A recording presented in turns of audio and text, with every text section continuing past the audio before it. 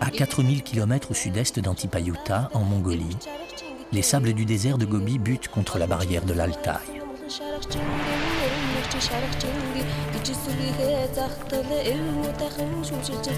Zolbo et Altagan sont frères. Éleveurs nomades, ils vivent sous l'autorité bienveillante de leur grand-père. Il leur a ordonné de rassembler le troupeau de chameaux qui s'est dispersé loin du campement, comme toujours quand l'herbe n'est pas suffisante.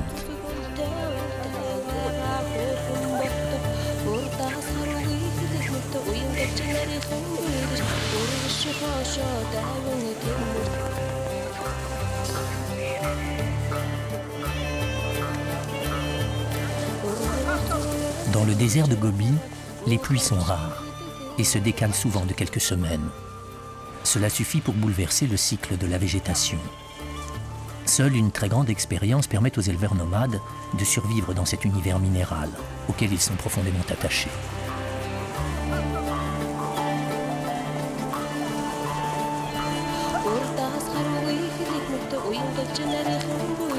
Natsag, sur le seuil de sa yourte, regarde ses petits-fils revenir au camp avec les 80 chameaux de la famille. Il est soucieux.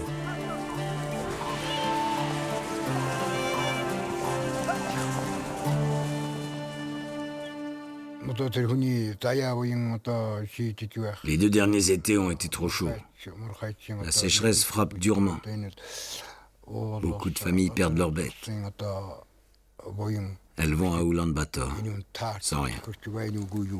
J'aime la vie du désert. Je ne veux pas y renoncer.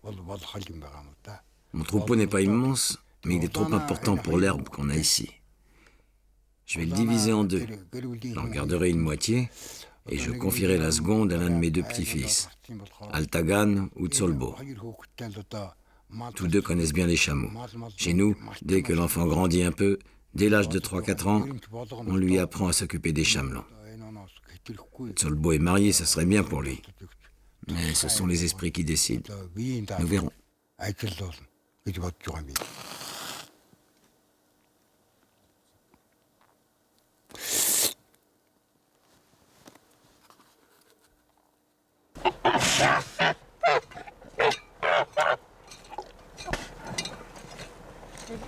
Le clan du vieux Natsag est une des dernières familles d'éleveurs du chameau de Bactriane. On l'élève pour le transport, pour la viande et pour le lait. Au quotidien, on traite les femelles et on bichonne les chamelons. Une longue expérience est nécessaire pour cet élevage difficile. Une mère ne peut avoir qu'un petit tous les 2 ans, qui reste fragile pendant ses premières années de vie. Toute la famille s'occupe des animaux avec une très grande attention. Leur vie d'éleveur nomade est étroitement et essentiellement liée au troupeau. Les bêtes de Natsag ont faim. Le lait des chamelles n'est pas assez abondant. Les petits n'ont pas ce qu'il leur faut. Natsag connaît un pâturage pas très loin. Est-ce que l'herbe y sera suffisante ?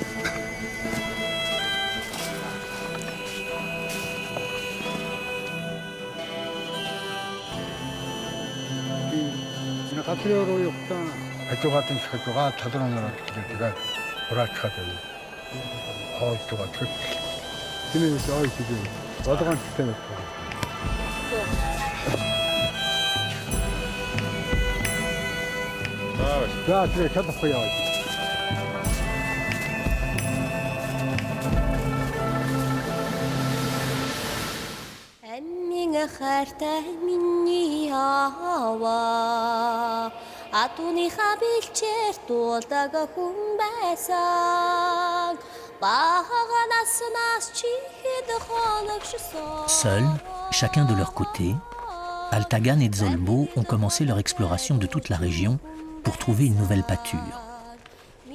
Montagnes, steppes désertiques et dunes enneigées, le paysage est immense, mais les pâtures sont rares. Ici, on élève aussi les chèvres de Mongolie, qui produisent un des meilleurs cachemires. Mais depuis peu, leur multiplication épuise le sol et désorganise l'élevage traditionnel.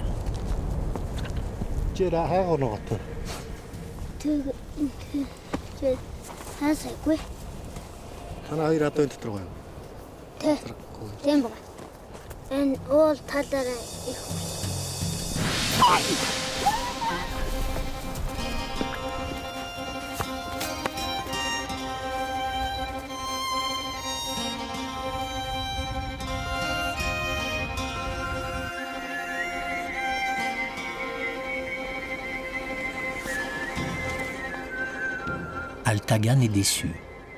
Sa tâche s'avère particulièrement difficile. Il doit continuer son exploration.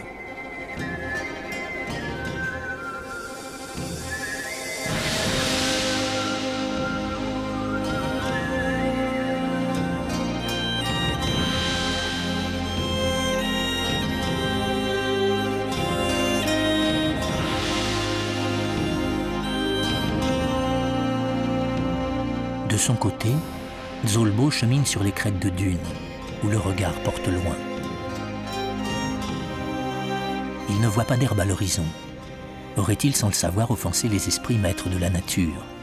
Ceci, pour se venger, l'entraînerait-il loin des pâturages qu'il recherche?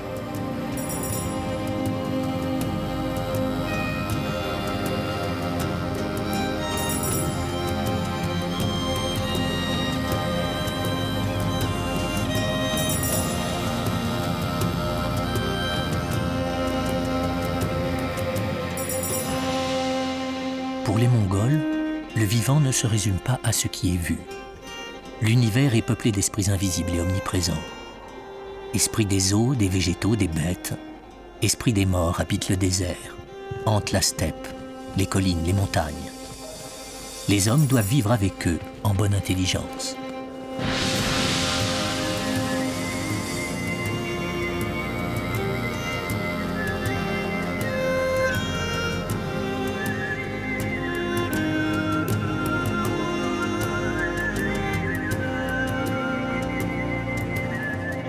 Bientôt, Altagan va se marier. S'il trouve un bon pâturage, il a toutes ses chances d'être désigné par son grand-père et gagner son indépendance. Mais il est épuisé, il se sent découragé. Depuis 2 jours qu'il chemine, toujours rien. Lorsque soudain,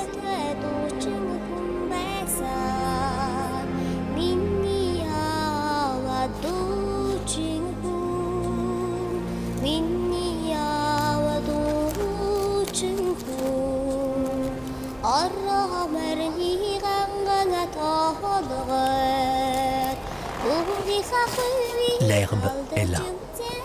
Les graines sont bonnes. Les chameaux sont sauvés.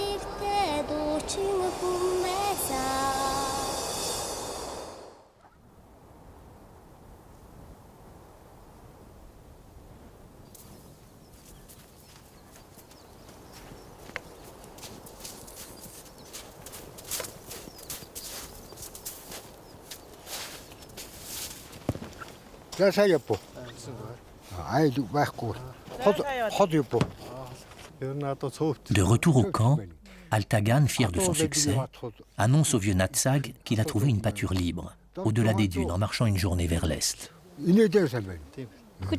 Ma, l'épouse de Zolbo, interroge Altagan au sujet de son frère, car ici on n'a pas de nouvelles de lui. Altagan ne l'a pas vu. Toute la famille est très inquiète de son sort.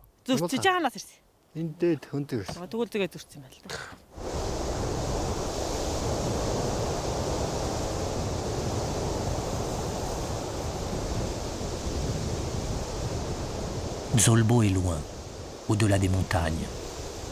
Il est seul, égaré dans une tempête de sable, épuisé.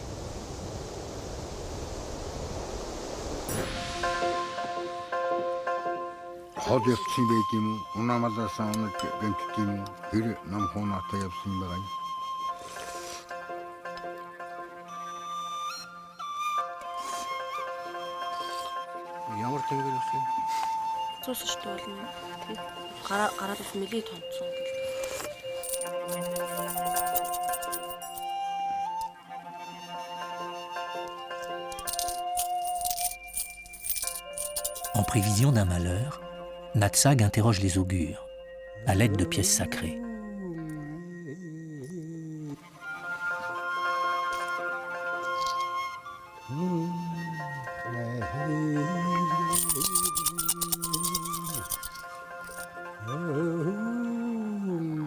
Mais les pièces ne disent rien. La famille est en plein désarroi.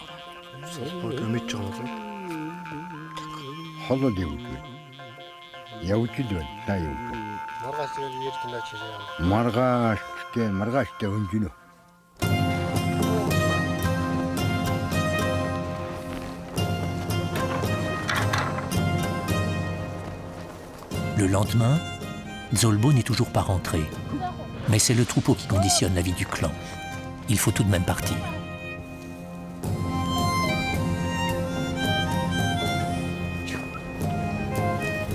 Les yourtes sont démontées et les animaux sont chargés en quelques heures.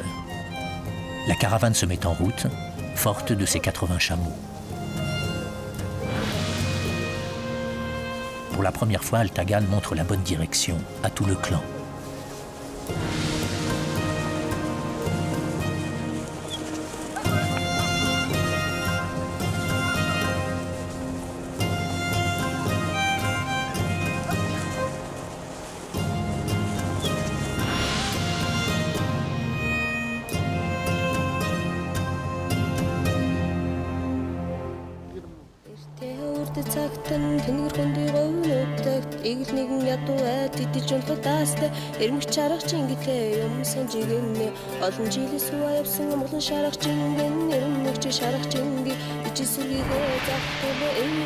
Le clan de Natsag a passé la montagne.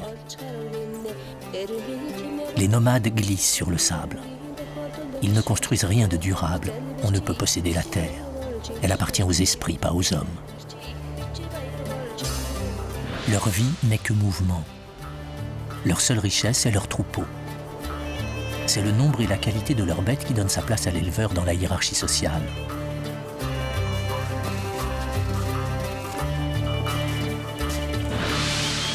C'est le chameau qui décide. C'est l'herbe, les pluies. C'est la nature dans laquelle le chef de clan lit comme dans un livre ouvert. Il observe, il se souvient, il sent. Et il va, entraînant derrière lui ses bêtes et les gens de son clan.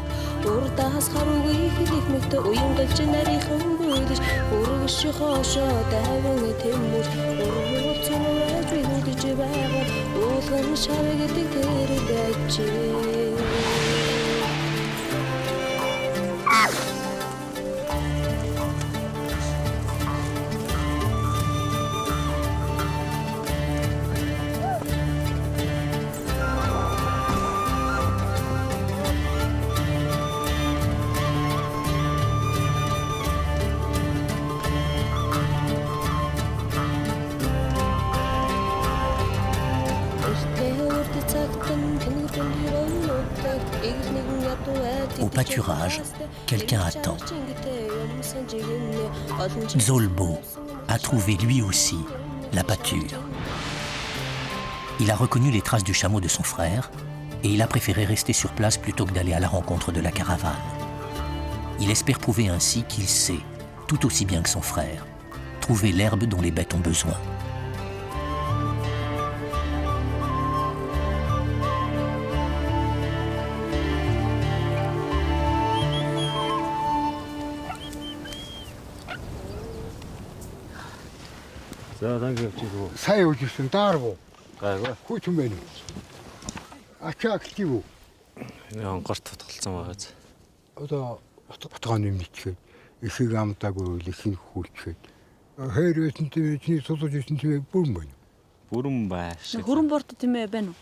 Энүүхэн зүүн юуны цаана.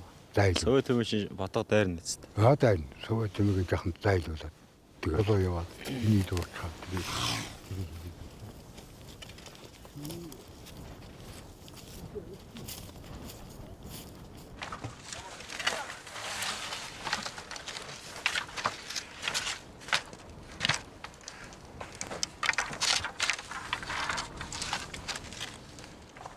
La forme circulaire de la yourte représente symboliquement l'univers.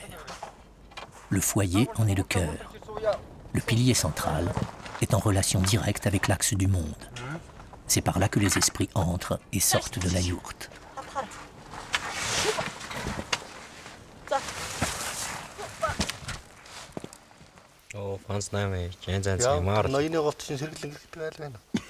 Le soir, l'ambiance du dîner est détendue. Le clan s'est installé auprès de la nouvelle pâture. Chacun plaisante et se raconte ce qu'il avait imaginé sur le sort de Zolbo.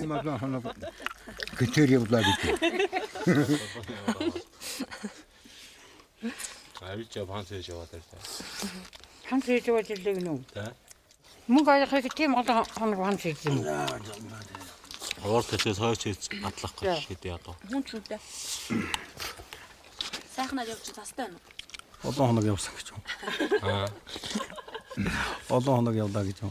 Улаанаа бол ганц явсан газраараа газраараа айлууд мэлүүдэн дорн тавьчихсан мэт. Хаанаас аваа? Яг оргоноос. Хоортдаг гэнэ. Тий. Үзээз. Түлээ хурддаг хүмүүх. Их л олон айлаар орж ирсэн. Бордоос харав. Тэгвэл чарж байсан багш. Тийм айлаас. Яваар айл. Өмнөх хөлөө. Үлээ. Чич басаа явцсан.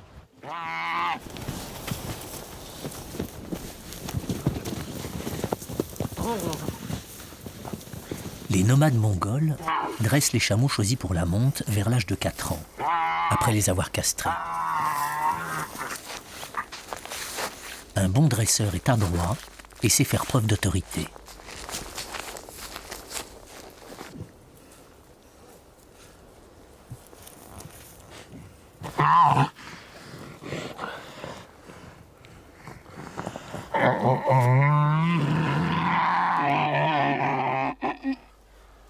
On perfore les naseaux de la future monture avec un morceau de bois dur qui servira à le diriger.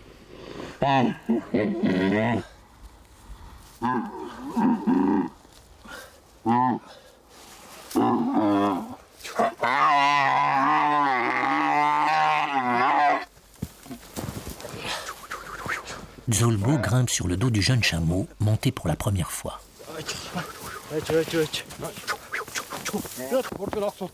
Zolbo le domine avec aisance. Natsag juge le travail de son petit-fils d'un œil aiguisé par sa longue expérience.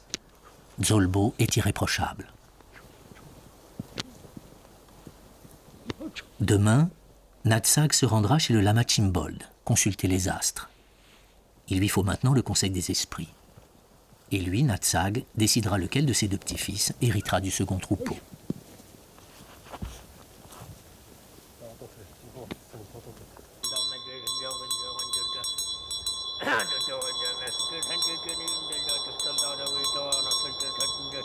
Tout le clan a gagné Lobo, un cairn sacré accroché au flanc de la montagne où résident les esprits du lieu. L'enseignement des mages et des astrologues tient une place déterminante dans l'univers mongol. Ils participent à toutes les décisions importantes de la famille.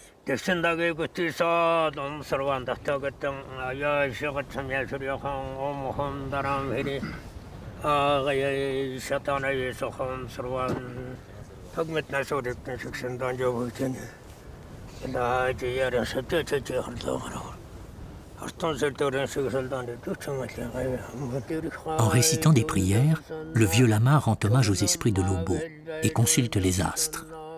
Auquel de ses deux petits-fils, Natsag doit-il confier la moitié de son troupeau?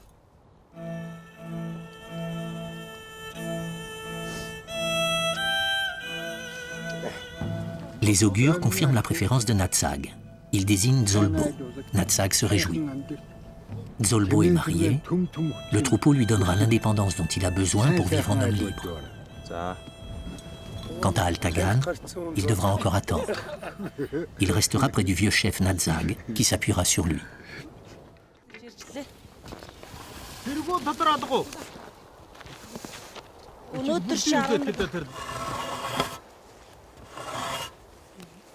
C'est l'une des dernières journées froides du printemps. Dans le désert de Gobi, la chaleur va arriver d'un coup. Rapidement, la question de l'eau deviendra vitale. Au petit matin, la famille de Natsag a démonté une yourte et la charge sur les chameaux. Zolbo et sa femme, Ma, s'apprêtent à partir avec le troupeau qu'on leur a confié.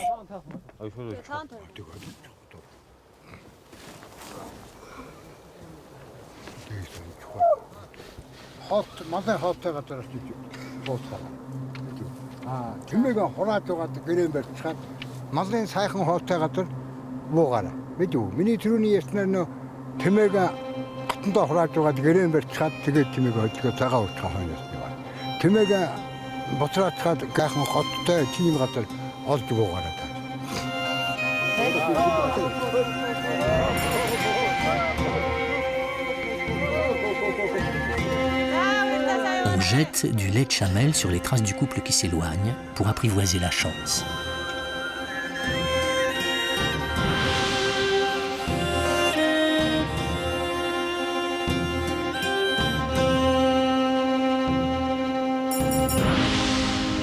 Zolbo, maître de son destin, cherche désormais son chemin sur la terre où règnent les esprits de ses ancêtres. Ce sont eux qui accordent les pâturages, eux qui décident de la fertilité des troupeaux, de la prospérité des éleveurs.